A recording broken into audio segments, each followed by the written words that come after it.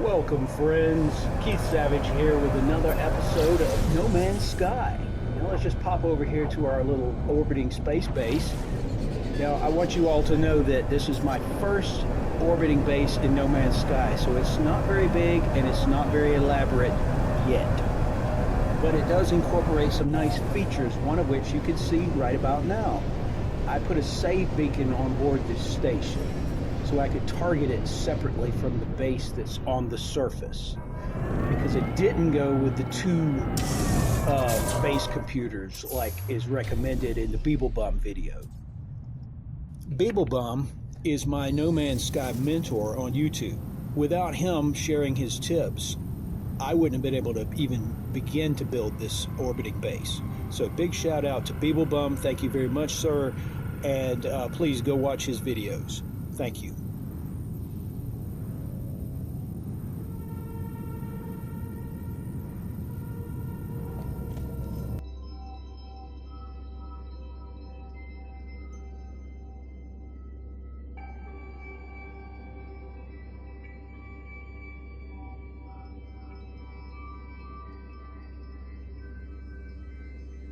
The stars like dust.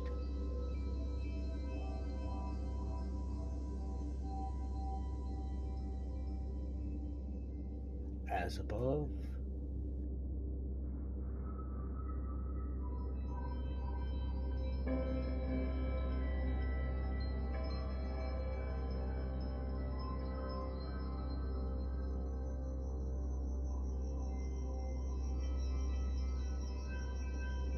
so below.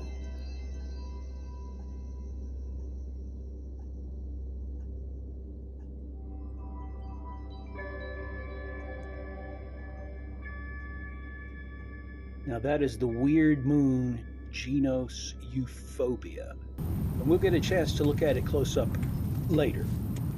Right now I want to introduce you to my welcome center. This is receiving the top level of the station.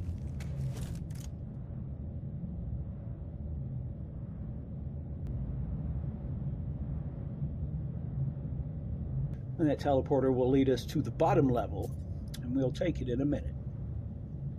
Now I'll just give you a good look. I made sure to put this station directly where I wanted it, in the middle of the cloud layer, because I wanted a cloud city effect. Did not want to be way up in space, but more of, you know, close enough to be in the clouds. It's a cloud city. Well, it's a cloud tiny home for No Man's Sky. Yes, it works perfectly merged with the Harvest All Plants panel.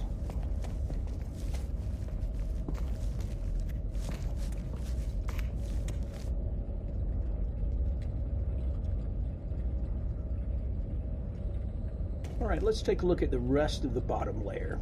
Basically, it's living quarters and more of these biodomes, including this nice little hub, which has each direction labeled. Now, I don't know what those symbols really mean. I just use them for myself.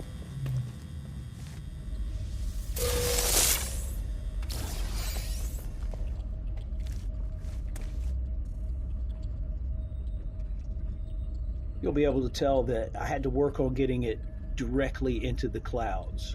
I wanted it not to be too low or too high. I didn't want the cloud to slide by half covering. I want us to be right in the thick of them. This is my teleporter room. It also has two storage units. I have 4 on board the station total, and everything is arranged symmetrically. One of the interesting things about this particular base is that I'm not trying to grind so much as I am trying to create aesthetics. So again, this is all nice and symmetrical. It looks like a real space station. It's not meant to just grind out millions of units, although you could easily do that. But right here I'm going for aesthetics. I wanted my cloud city, and here's how it looks when the clouds come through.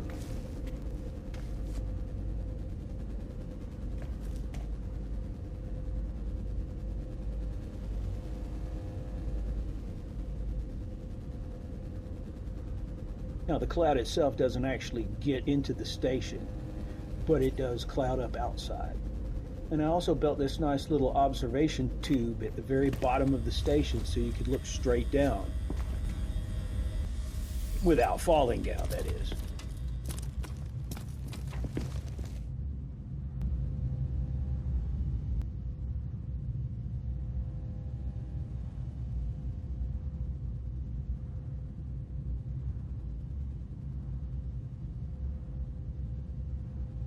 The weird moon is all covered in strange light formations. I wonder what those could be.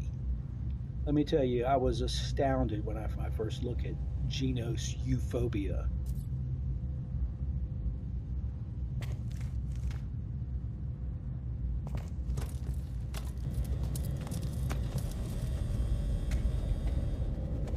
Now back up top, I'm going to relax a little minute, and then I'm going to give you a lesson in No Man's Sky Smuggling 101.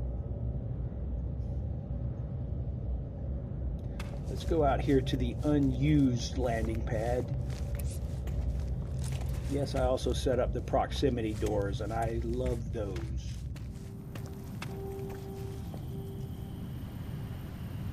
Now, there are three things that you should absolutely consider essential for your exosuit. Hazmat gloves, personal refiner, and the trade rocket. If you're going to make any money in No Man's Sky, you need to sell for as much money as possible, so you go for the most expensive products. Unfortunately, those are the ones that they put you in prison for, but there seems to be no consequences to smuggling in this world, so I'll just stop there and let you see how I do it. The trade rocket is absolutely essential. That way, you never get caught traveling with your contraband.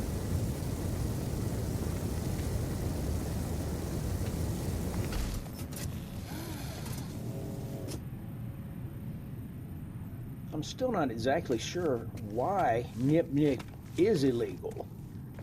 Is it just a trade thing? You know, you're not allowed to sell it because we have the monopoly. It doesn't seem to be poisonous or dangerous, but who knows? It's only a game anyway. Let's get some Nip on board the trade rocket, and we'll get rid of these Gravitino balls in just a minute.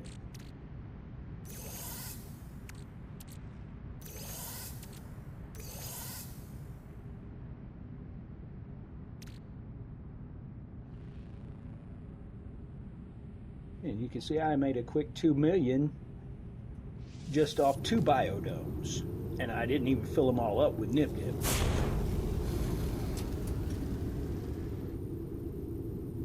I don't know why the trade rocket always heads for the Paradise Moon, but if I was going to a moon, that's where I'd head. Now I'm going to give you a good overall look at the station, how it's laid out. This is for builders. Basically, it's symmetrical, like I said, and it consists of 7 biodomes and 4 cans, plus 2 landing pads and 3 EMP generators. And looking at the generators here, you'll see how wide they are. I don't think they can be widened any more than that. If I tried to put a generator on the far end of the long middle level, it would be out of range. Just so you know, the hotspot's only so wide, even when it extends all the way out into space. But I made sure that they're all in the hotspot, and I have plenty of power to run the station. Those biodomes are not cheap on power. You know, they take a lot of power.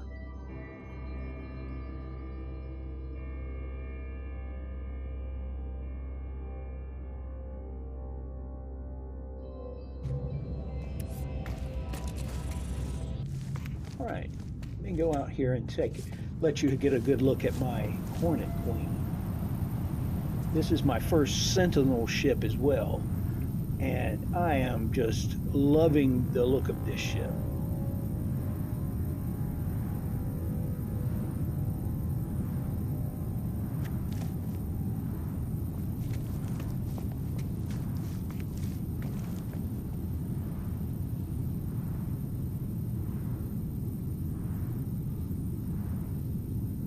This is also a case where I reloaded, so it's now parked on the pad properly instead of sticking off the edge.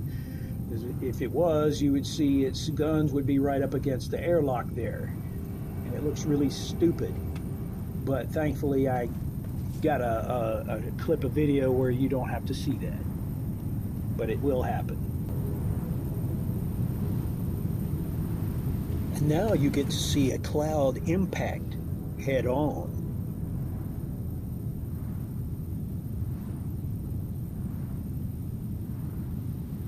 You know, it's really very tranquil up here.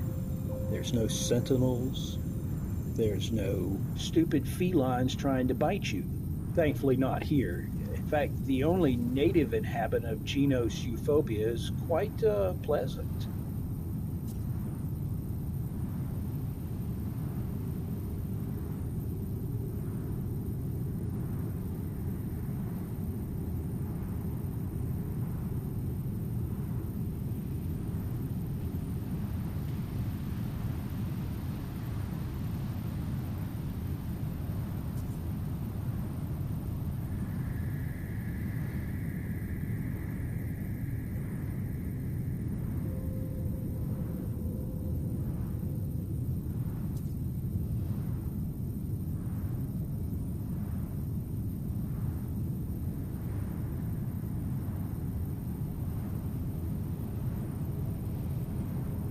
It's such a beautiful ship.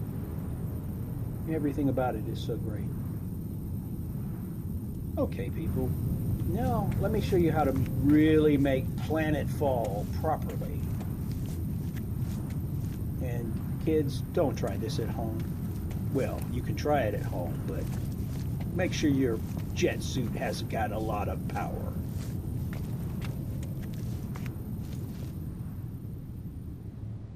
Yes, it is a long way down. Thankfully, it's a low atmosphere, low gravity moon. And I have a very good jetpack mod. There's my base camp. But let's try to hit the target directly. It's going to take some correction for this. Yes, I'm going to pull an Armstrong right here. Perfect, right on target, but almost out of fuel, just like the famous first moon landing.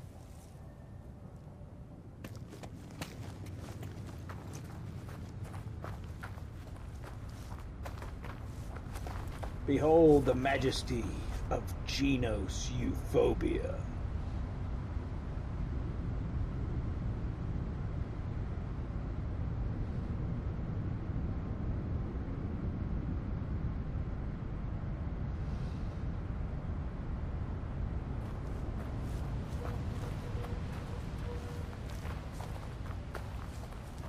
Sunrise.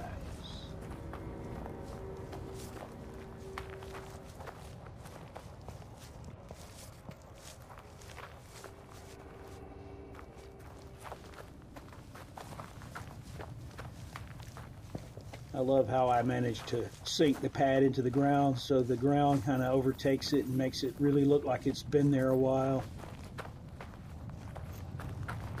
Can't wait to get those ruin pack stuff.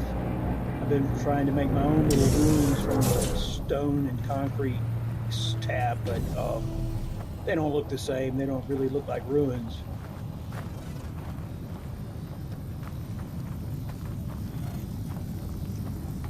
The sentinels are not too aggressive here, thankfully.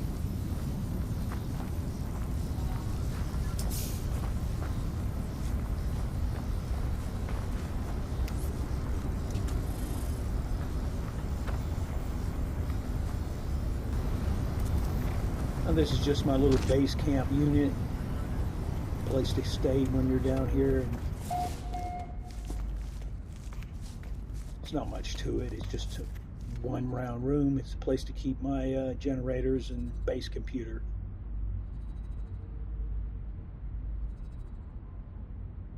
Speaking thereof, I'm going to let you take a look at it.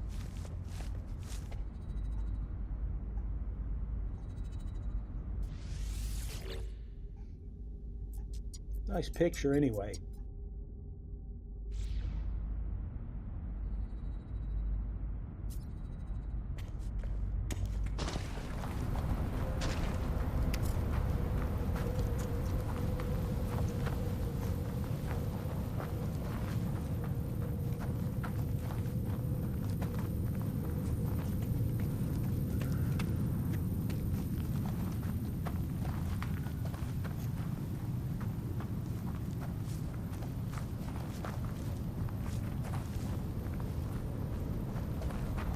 That's one of my weird moon minerals.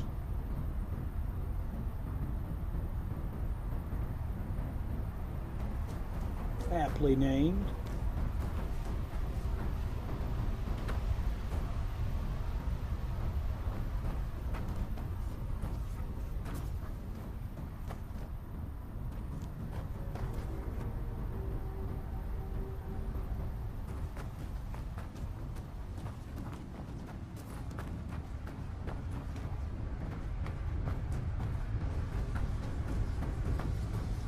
Let's seek out some of the native inhabitants.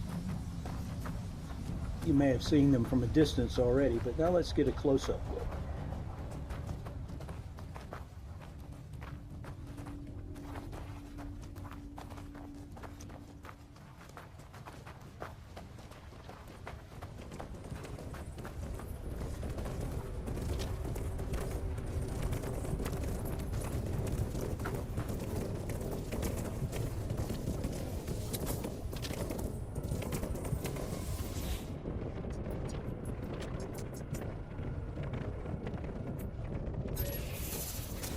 Fiendish Row.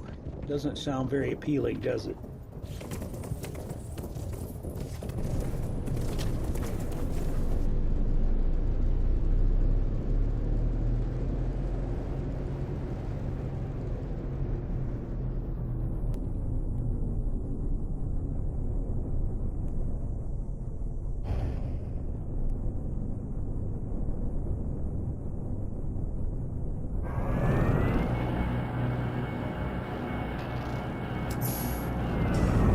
Now we're back home in my little place in the sky. Feel free to ask any questions you might have about the build in the comments section. I thank you very much for watching. I hope you enjoyed the video.